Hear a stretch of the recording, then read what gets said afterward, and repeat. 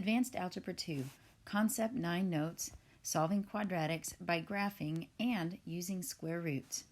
So look at the table on your notes page, a Solving Quadratic Equations Overview. So remember that a quadratic equation in one variable is an equation that can be written in the standard form. That's one way, ax squared plus bx plus c equals 0. So when we're solving, we set it equal to 0 rather than y. And that's where a, b, and c are real numbers, and a cannot equal 0.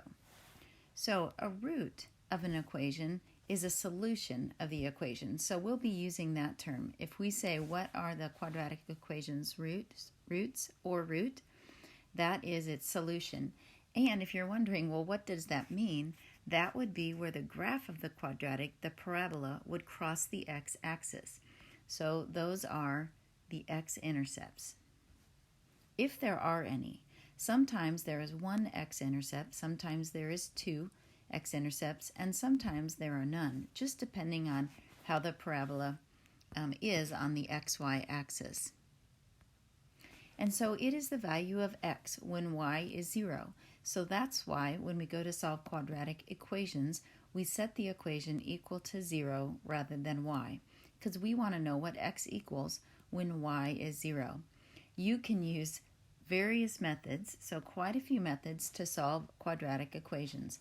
Not all of the methods work with every type of quadratic equation. So in this unit, I'm going to show you all of the different methods that I know on how to solve a quadratic. Some you'll be familiar with and some you won't, and then when you can use those. So in this set of notes, we're going to look at two methods. We're going to look at solving by graphing. So this is where we graph the quadratic and we see where it crosses or doesn't cross the x-axis.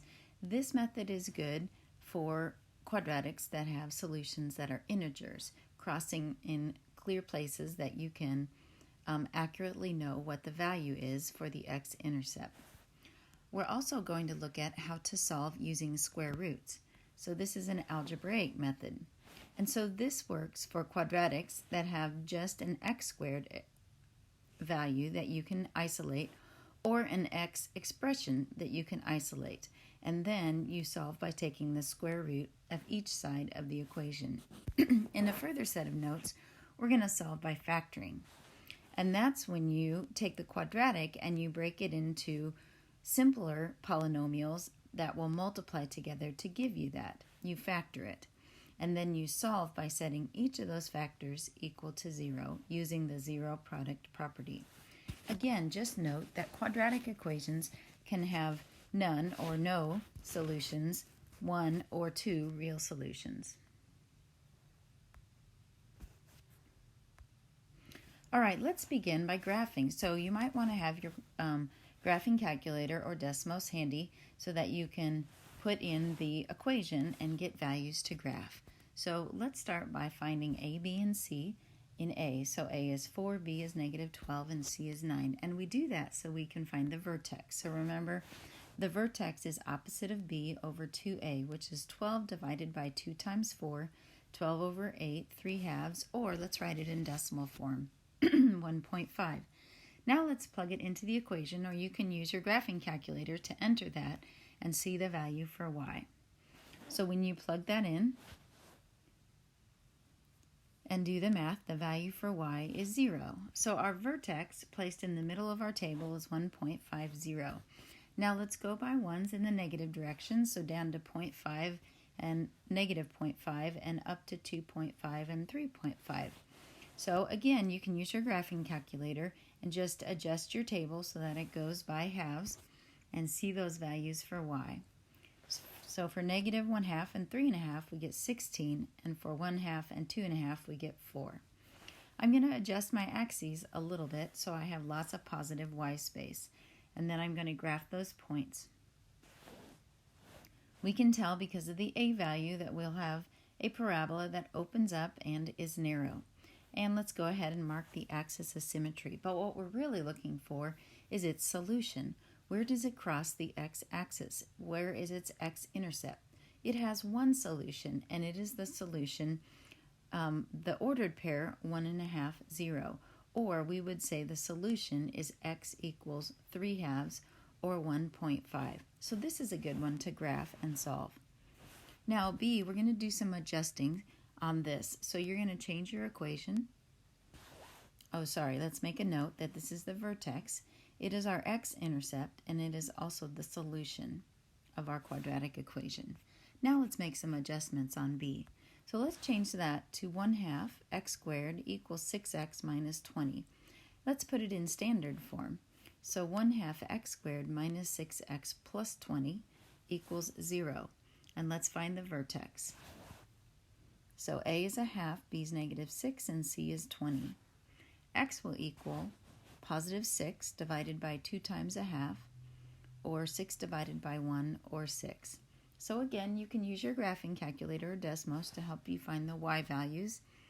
I did that, and y equals 2. So there's our vertex, 6, 2, which in this case is not our solution. So let's get more values to graph. So down to 5 and 4, up to 7 and 8. So plugging in 4 and 8, we get 4. 5 and 7, we get 2.5. Draw your xy axes, label your scale, and then plot these points.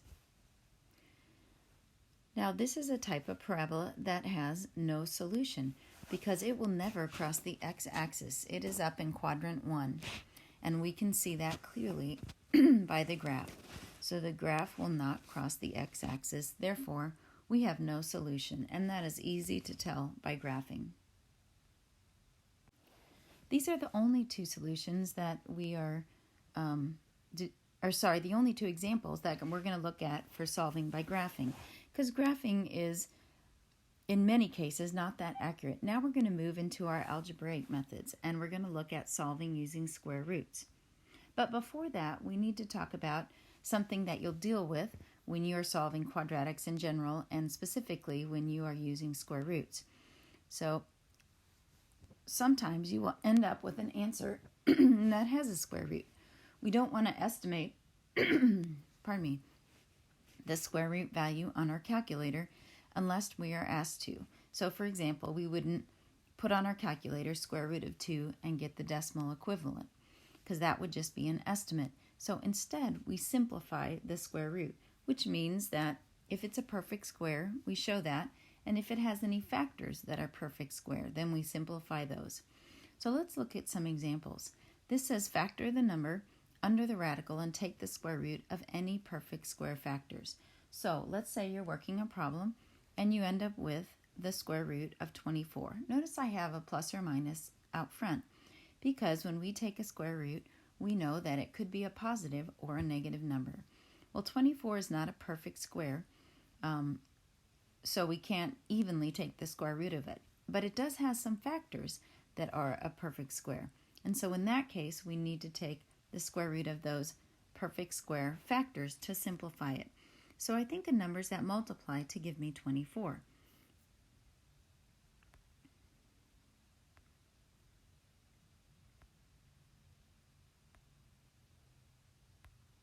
One pair is 2 and 12. Another pair is 4 and 6.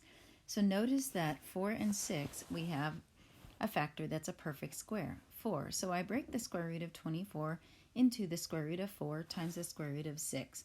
I can do that. That's a property of square roots. And then I go ahead and take the square root of 4, which is 2. So my simplified answer would be plus or minus 2 times the square root of 6. Now, plus or minus 2 times the square root of 80. So I think of factors of 80 where one of the factors is a perfect square. So 2 and 40, no. 4 and 20, yes. But there's another factor pair that has a bigger perfect square. So I'm also looking for the number that has the largest perfect square factor.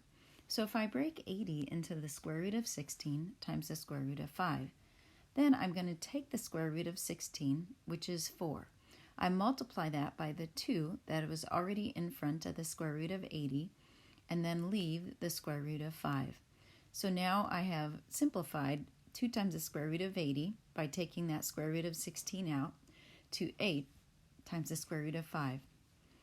Our last example, plus or minus the square root of 35, the only factors I can think of for 35 besides 1 and 35 are 5 and 7, and neither are perfect squares, so sometimes your square roots will be simplified as they are. The other thing that we have to do is that we can never leave a radical in the denominator. We need to get rid of it by doing a technique called rationalizing the denominator. So we're going to multiply the numerator and the denominator by the radical that's in the denominator, essentially multiplying it by 1 and just changing the look. So for this, the square root of 36 thirds, I can rewrite that as the square root of 36 over the square root of 3. So now I can go ahead and take the square root of 36, which is 6. But I still have the square root of 3 in the denominator to deal with. So my technique to rationalize is I multiply both the denominator and the numerator by that square root. Essentially, that's just multiplying that fraction by 1. So then up top, I get plus or minus 6 times the square root of 3. I can't combine those. Over, and then the square root of 3 times the square root of 3 is 3.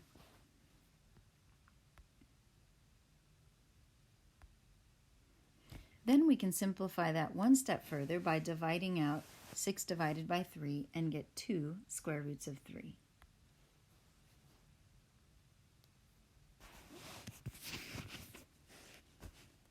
All right, the last thing I'm going to do in this part of the Concept 9 notes is just to go over this graphic with you. So this is a graphic just to help you organize all of the solving methods that you're going to learn in your mind. So, and these are the ones solving algebraically. So in the rest of these notes, we're going to finish solving by using square roots.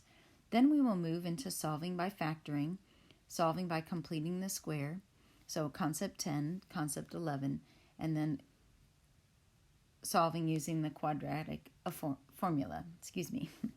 Now, when you're solving quadratics using square roots, which is what we're going to do in the second part of these video notes, you're going to use properties of square roots that we just looked at.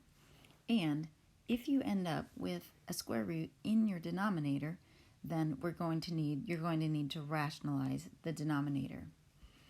All right, get ready for part 2 of the Concept 9 notes, where we actually solve quadratics algebraically using square roots.